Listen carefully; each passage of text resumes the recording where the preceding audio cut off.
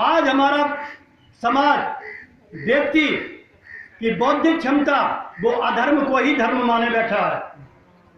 वो अपने अंदर निरूपण नहीं कर पा रहा है कि धर्म क्या है, अधर्म क्या है, सत्य क्या है, असत्य क्या है। इसी का तो निरूपण नहीं हो रहा। वो इस निरूपण के लिए ही संत समागम होता है, इसके अलावा किसी के लिए नहीं होता। हम ये निरूपण करें अपने आप में, संत करता है कि सत्य क्या है, असत्य क्या है, धर्म क्या है, अधर्म क्या है, कर्म क्या है, स्वकर्म क्या है और कुकर्म क्या है। सब बातों में सत्य समागम में निरूपण मिलता है। लेकिन समझना किसको है? जो समझने की इच्छा से आता है। मूल बात यहां खड़ी। सत्संग में सभी आते हैं, क्या अपनी इच्छा लेके आते हैं? जो कुछ लेके आता है भाई, उसने जो अपने बर्तन में जो लेके आया वही उसमें टिकट। क्या जैसे अभी बात आ रही थी कि ईश्वर पाने के लिए हमारे कमलेश भैया ने कहा था श्रद्धा का होना परम आवश्यक है। और श्रद्धा के लिए 3 रास्ते: सेवा, सत्संग और अभ्यास। अब अपनी श्रद्धा के हम तराजू में तुले अपने आप। अगर ये तीनों में एक भी है तो आपका बन जाएगा काम। सेवा के भी 3 तरीका: तन से, मन से, धन से। गुरु जी के सत्संग की सूचना मिली, हमारे पास नहीं है कछु, हम तन से सेवा करने के लिए जा रहे, तो आपको सानंद मिलेगा। नहीं है कुछ, गुरु जी के पास जा रहे, नहीं है यार कछु नहीं, जा 500 रुपया दे देंगे, जाके भंडारा हो रहा। धन की सेवा के खातिर आपको आना पड़ा, आए तो आपको लाभ उसका मिल गया। और अगर मन से ही है कि नहीं हमें गुरु महाराज के कार्यक्रम में जाना है, तो बहुत ही अच्छी बात। तो सेवा भी 3 तरह के हो गए और सत्संग भी तीनों तरीके से है। तन से पाओगे तो संगत मिलेगी, संत की संगत में ही सत्संग मिलेगा। संत की संगत में ही नहीं गए कभी नहीं मिलेगा। धन की लालसा से गए कि हमें धन मिल जाए, तो संत की संगत मिल गई, और संत की संगत मिल गई तो हो सकता है कि तुम धन तुम्हारे अंदर से काफूर आ जाए, हो जाए और सत्ता में स्थापित हो जाए। लेकिन मूल बात इतनी है कि सत्संग में आने की और क्या इच्छा लेके आ रहे हैं, ये इंपॉर्टेंट बात है। शुभ इच्छा है, शुभ इच्छा अपने आत्म कल्याण। केवल हम अपने आत्म कल्याण के हेतु अगर जाएंगे तो निश्चित आपको आत्म कल्याण का ही मार्ग मिलेगा। ये हमें अपने आप में देखना, क्या वास्तव में हम अपने आत्मा के हितैषी हैं? अगर आत्मा के हितैषी हैं तो ये शुभ इच्छा आपके अंदर पैदा हो जाएगी कि नहीं हम आत्मानंदी हों। अभी हम जा रहे थे, हमारे मास्टर साहब भोजन के लिए गए थे, आगे हमने पूछा, हमने और मास्टर साहब ठीक है, अरे मौज है और आनंद है। तो हमने मास्टर साहब मौज तो है, आनंद नहीं। सच्चाई यही है, दुनिया की मौजों में जी रहा है और दुनिया की मौजों में ही आनंद को तलाश रहा है, और आनंद है नहीं। जिसे आनंद मिल जाता है दुनिया की मौज झूठी हो जाती है। इंद्रिय के हर आनंद जिसमें वो आनंद देख रहा था वो सब झूठा प्रतीत होता है। कब? जब सत्य का आनंद मिलता है। तो सत्य के आनंद के करीब भी नहीं हम आना चाहते, और झूठ में वही आनंद स्वरूप, जो आनंद स्वरूप आनंद की तलाश में है, वही आनंद स्वरूप इंद्रियों में आनंद ढूंढने लगा। ये भूल है, इसका सुधार होना। कहोगे वो आनंद की तलाश नहीं कर रहा, आनंद की तलाश कर रहा, लेकिन आनंद ढूंढने कहां लगा? बस तू कहूं ढूंढत कहूं, कई भी आवे हाथ में कैसे आए? अरे कोई जानकार संग ले, जानकार अगर साथ में है तो वो बता देगा यहां रखी है, ले उठा लो। तो जानकार के पास जाके जानने की पहले तो इच्छा नहीं ना, अगर जानने की इच्छा होगी तो जानकार के पास जाएगा, और जानकार के पास जाके जानने की इच्छा होगी तो निवेदन करके वो जानने के लिए कहेगा कि प्रभु जी मैंने सुना तो खूब है कि परमात्मा व्यापक है, जर्रे जर्रे में, कण कण में, रोम रोम में, लेकिन मैंने आज तक उसको देखा नहीं है। और शास्त्र ये कह रहे कि वो देखा जाता है। जब हमने देखा नहीं है, मैंने उसको देखा नहीं है तो जाना नहीं, मान लिया।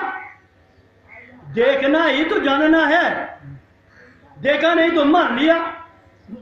तो प्रभु जी हमें वो आप जनाइए, अथवा दिखाइए, अथवा पहचान कराइए कि आत्मा का स्वरूप कैसा है। और जब पहचान हो जाएगी तब आपने जान लिया, अर्थात मानना खत्म हो गया कि ईश्वर जर्रे जर्रे में कैसे है, उसको आपने पहचान कर ली, प्रतीत हो गए। वह शब्द प्रतीत कह दो, जाने बिना हो प्रतीत, बिना आपने देखे उसकी प्रतीत हो ही नहीं सकती है। और बिना प्रतीत के आप कहो से प्रीत कर लो, जान न पहचान और प्रीत हो कैसे? हो ही नहीं सकती। पहचान होगी तो प्रीत होगी, और प्रीत है वही तो प्रेम है। गाढ़ी प्रीत का होना ही प्रेम है। जिस प्रीत में स्वार्थ नहीं है, जिस प्रीत में स्वार्थ नहीं है, जिस प्रीत में कोई कामना नहीं है। आप भजन के लिए चले, आपके पास कामना रूपी बैरी तुम्हारे संग में लगा हुआ है, भजन नहीं हो रहा। आप कह रहे मेरे गुरुजी ने मेरा जो प्रभु था वो तो पहचान करा दी थी, हमने पहचान की थी, लेकिन अब मेरे सम्मुख वो नहीं आ रहा। कारण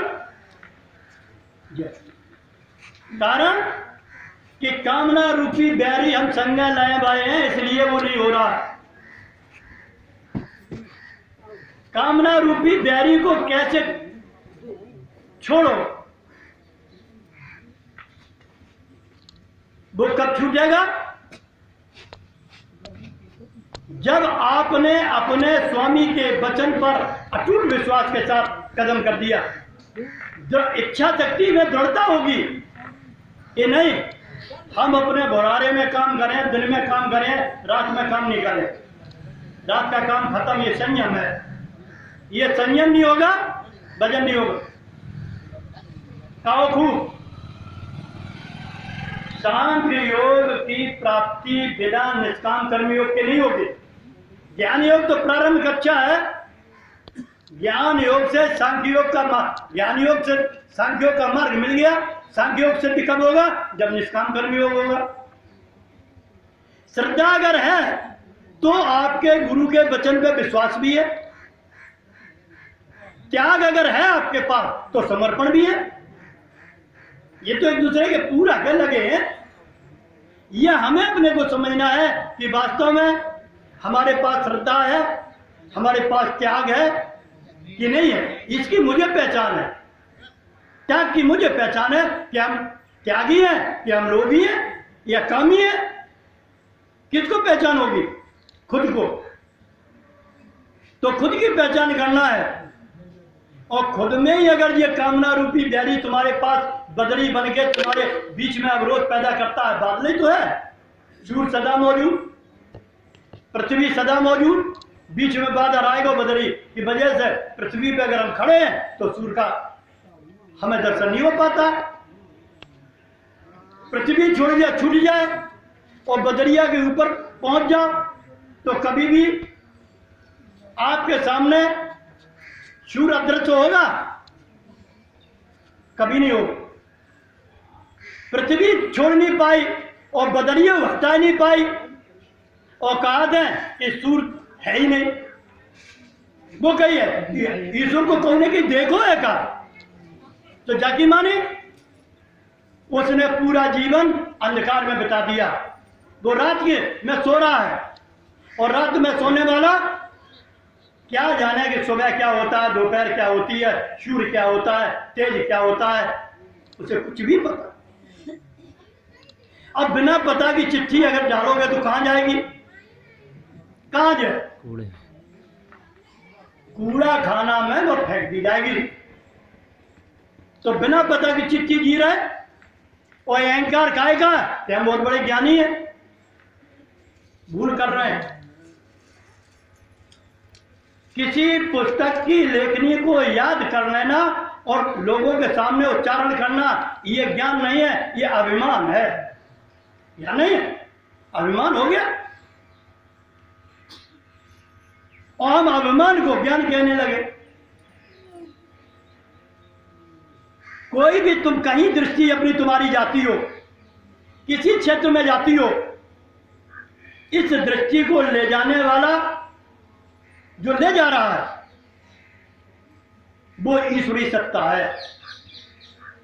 अभी आज हमारे भैया है शंकरपुर के जिलेंद्र भैया, उन्होंने पेड़ में बल लगा दिया था, पेड़ में बल लगा दिया, पेड़ हिल गया। कैसे हिला, क्या उस पेड़ में बल नहीं था, व्यापा कैसे उसमें, जा कैसे जाने कि इसमें भी बल है, कैसे व्याप गया। अगर बल तुमने लगाया तो वो उसमें कैसे वो हलचल हो गई, क्योंकि उसमें भी वही है। यही तो समझ मुझे समझनी है कि ये चेतन में कैसे है, चेतन में कैसे है ये समझ लेगा तो जड़ में कैसे है ये भी समझ में आ जाए। तो हम अब चेतन को के बल को, जो चेतन ही चेतन के बल को नहीं समझ पा रहा तो जड़ के बल को खाक समझेगा। वो तो जड़ देख रहा, जड़ में ईश्वर तो कैसे ढूंढ पाओगे, जड़ में ईश्वर तो नहीं है क्या। यही तो बात, अरे प्रहलाद की और उनके पिताजी की यही तो लड़ाई थी। और कौन सी लड़ाई थी भाई, भागवताचार्य खूब सुनाते हैं कथा बड़े रोचक ढंग से गाय के। और किस बात की कथा, कि एक बालक सब में ईश्वरत्व है इस बात पर अड़े खड़ा था और ये कह रहा था नहीं अपने शरीर को मैं ही भगवान हूं। इतनी तो बात थी, इस बात पे पूरी कथा है। लेकिन जीत किसकी हुई, जिसने सत्य को धारण किया था। जो दुनिया के बल वैभव था, संपत्ति थे, राज था, सब कुछ था, उसकी वहां हार होनी पड़ी। तो जीत कहां है, सत्य में। सत्य कहां है, इस शरीर में आप ही सत्य स्वरूप हो। सत्य कहां है, इस शरीर में आप ही सत्य स्वरूप हो।